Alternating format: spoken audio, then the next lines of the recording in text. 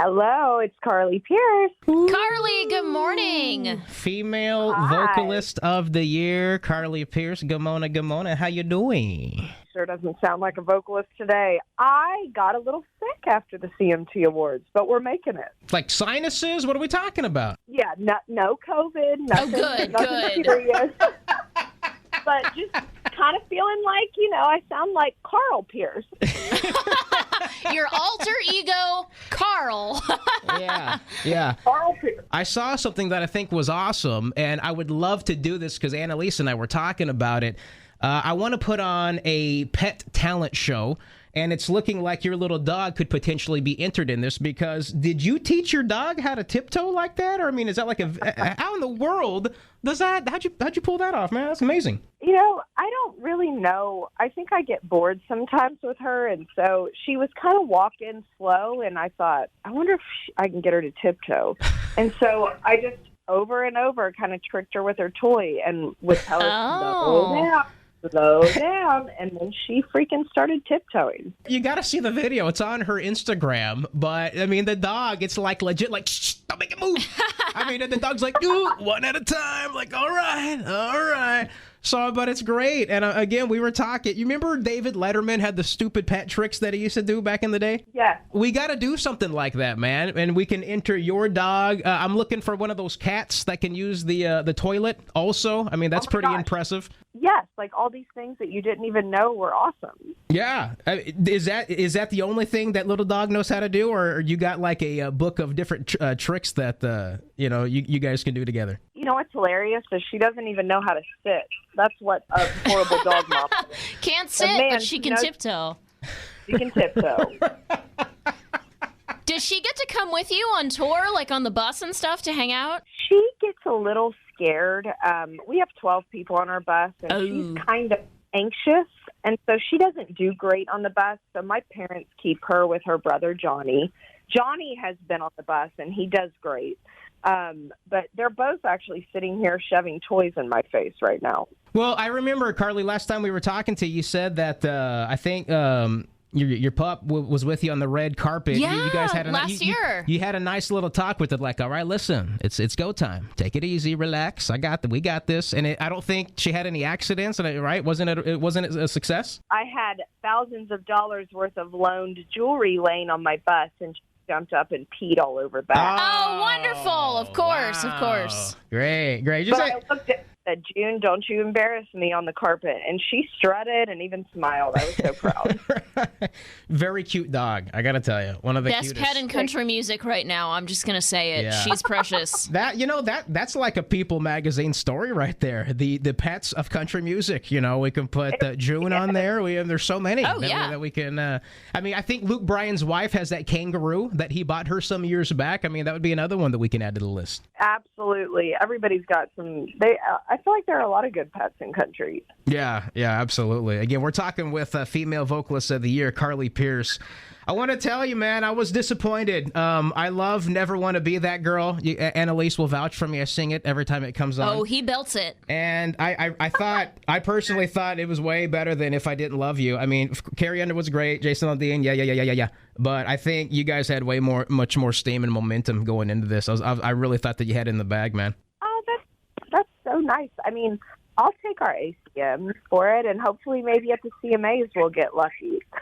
I think we also got to officially congratulate you, too, because this has happened since we last saw you winning not only Female Vocalist of the Year at the CMAs, but also Female Artist of the Year at the ACMs, back-to-back, same calendar year. Congratulations, Carly. That is just unreal. When I truly say I've waited my whole life for that, I really have. And it's just the greatest honor that I could ever have. Carly, we were talking at when we were at the CMAs in was it November? Nashville, yeah. Yeah, Nashville. And you won the award, and everything's great, but this is when it starts to get crazy. Would you say? Despite everything that's taken place, the pressure, you're like, all right, what's the next single going to be? How do you, or where do you find that inspiration at this point, just to kind of keep rolling, to keep writing hit songs, man? Because that's the task, right? At this point. Yeah, I think what this album has taught me is that I need to just focus on my stories, and fans want to hear my stories. And this is the most country album that I put out, but it's me through and through. So what's nice for me is I feel like what I do at my core and what I've always wanted to be seems to be what is the success maker, I guess. So I'm just trying to not overthink that and just do more of that. But it's a little harder to write music when you're happy and not going through a divorce. Well, Fair, I was going to say, I mean, because it's like authentic, right? I mean, and it's, of course, you don't want to be in that spot every single time you got to write an album, but at the same time. Another divorce. No, of course not. Of course not. But I mean, but those are real feelings that you're able to kind of put on paper and then turn into like an amazing song. So now that life is good, I mean, yeah, there's a lot of pressure. Where do we find that inspiration to keep rolling? I mean, just through, the journey? I think so. I think just kind of doing this transitional period, I guess, to where I really feel like is the greatest years of my life. There's definitely still some struggle in that, and it certainly isn't just a bed of roses now that I am happier. It's been a journey, and I think I haven't quite heard music from that perspective. And I'm excited. I've already written, I think, half of the record, the next one, so I can speak confidently on it that I feel like it's moving forward and progressing, but it's still very authentic and very true to who I am. I got to tell you, from the CMT Awards this past week, that stunning green sequin dress you were rocking on the red carpet, probably one of my favorite looks of yours ever. And to me, that's my favorite part of the awards shows. I love seeing especially what the ladies of country music are always wearing. Is there something kind of behind the scenes about the process of picking out your outfits for award shows that you can tell with us? How does that whole thing work? Do you have a stylist, or do you have a designer you want to go right to? I do have a stylist, and he brought a ton of stuff to Nashville. He's from LA. His name's Joseph Castle, and he brought a bunch of stuff, and we just kind of start trying stuff on, and then, you can kind of figure out what you like and what you don't, and it's super fun. It's kind of overwhelming, and you just hope that you like something and that you still like it when it's time for the show. Hey, Carly, let me go back to your album really quick. When it comes to, you said that you had half of it written at this point. When it comes to your process, you just got a notepad with some lyrics, and you just sit down with your acoustic, and you fit those lyrics into the melodies of the song. Is that something that the band does, or is that something that it's just you and you just figure it out, one song at a time? Writing is different in every case. So sometimes it's just I have a title of a song, or somebody else has a title that I love and we jump in on that, or I hear a melody in my head, or maybe I have some lyrics and a melody, or, it comes in all different kinds of ways, which I think is the beauty of songwriting and why it's so fun every single time, because you really don't know how a full song is going to happen. Yeah, well, I'm telling you, the last album was just insane, and so it's to build off of that's going to be really well cool. deserved. Yeah. All the successes that you've been having the recent months, we are just cheering you on so loudly here at the Eagle, and it's amazing. You deserve this a million times over. But the substance in your lyrics, man, and you can tell when you're going to your shows and people are holding up the signs like, hey, you helped me. I mean, that's relatable stuff, and it's real life. Really quick, the photo with the Judds was awesome. Did they give you any cool advice? What did they tell you? Oh, my God. Well, when I won CMA Female Vocalist of the Year, I got a random phone call, and I answered it, and the voice was like, hey, it's Winona. Oh. And I'm sorry, what? The judge I was like, am I being punked? But they've been one of my favorite artists since I was a little girl. Winona was my first concert, and so she and I have kind of become friends, which even that sentence, I'm laughing because I think that's so funny. But I had never met Naomi, and so Winona kind of knew that I was freaking out, and so she's like, sit down in my seat, and we're taking this picture. And I was like, okay, yes, we are.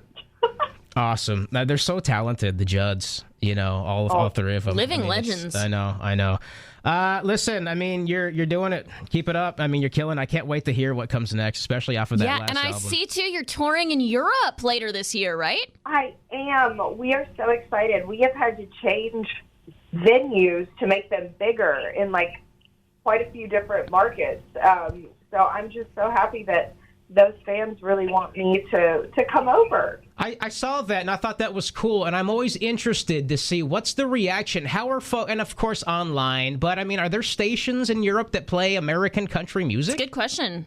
There are a few. There aren't very many, but they're really passionate, and I think that Europe really, really wants more country artists to come over, and they definitely respect. They make you feel wanted, and they definitely are supportive. In comparison to the American audience. Listen, they seem to be more supportive.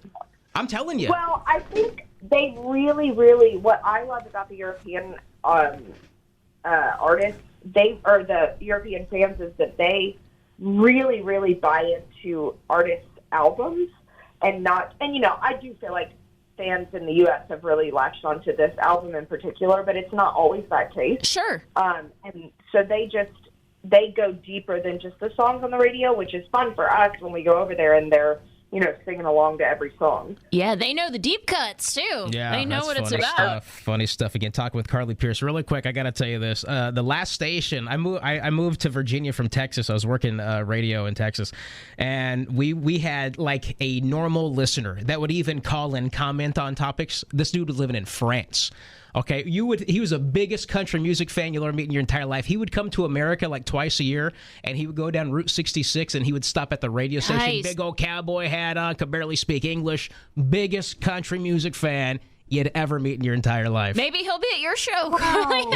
I'm sure he's going to be there. So, I hope he will be. Yeah. Listen, man, what a year.